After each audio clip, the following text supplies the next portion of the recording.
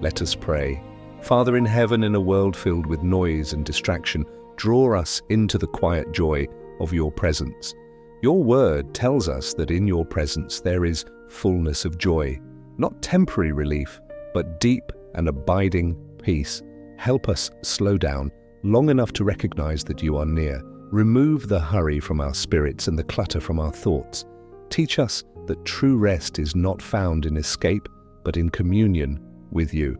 Let your nearness calm our hearts. Let your truth steady our minds. Let your love remind us that we are safely held.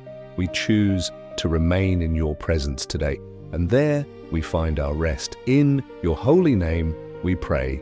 Amen.